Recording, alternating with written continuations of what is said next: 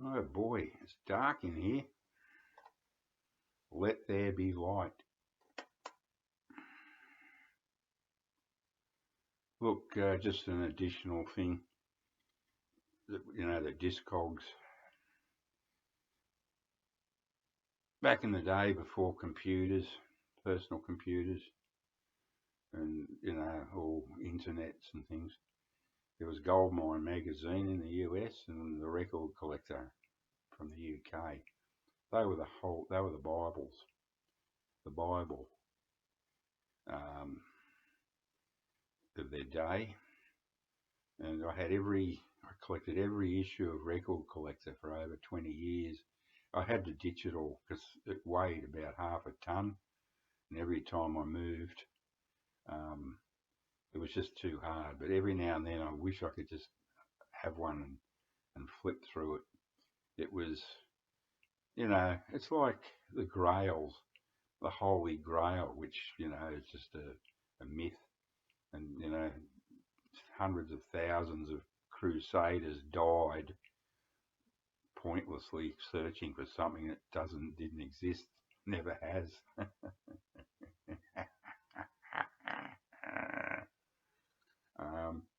But there were real grails in my life.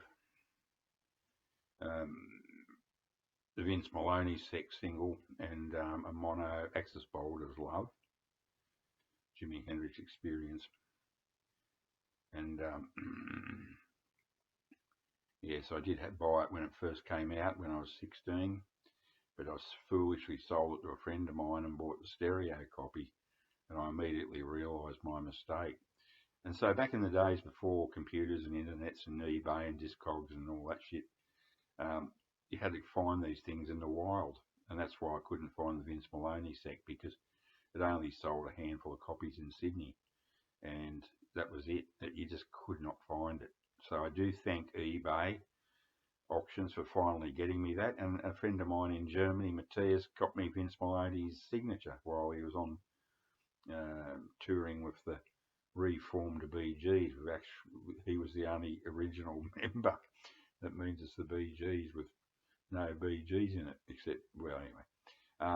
So I finally tracked down an Axis Boulders Love mono about, 20 years ago in a little mum and pop shop. And the girl behind the counter, it was his wife or girlfriend. I knew she didn't know that much. And I found a copy there, and it was super cheap. It was scratchy, like light surface scratches, but my experienced eye told me the cover was slightly ratty, but my experienced eye told me that it would play all right after a lot of cleans. And how I cleaned them in those days was, before cleaning machines, etc., was you just played the record a lot. And every time you played it, you would take the gunk off the stylus, and then as you played it, each time there'd be less and less gunk. So, and I still have it. I have it here, and it sounds great. And to look at it, you'd think, oh no, it's not very good. My mate knew about it, and he said, I saw it, and he said, I didn't buy it. It looked terrible. I said, well, mate, it sounds pretty damn good.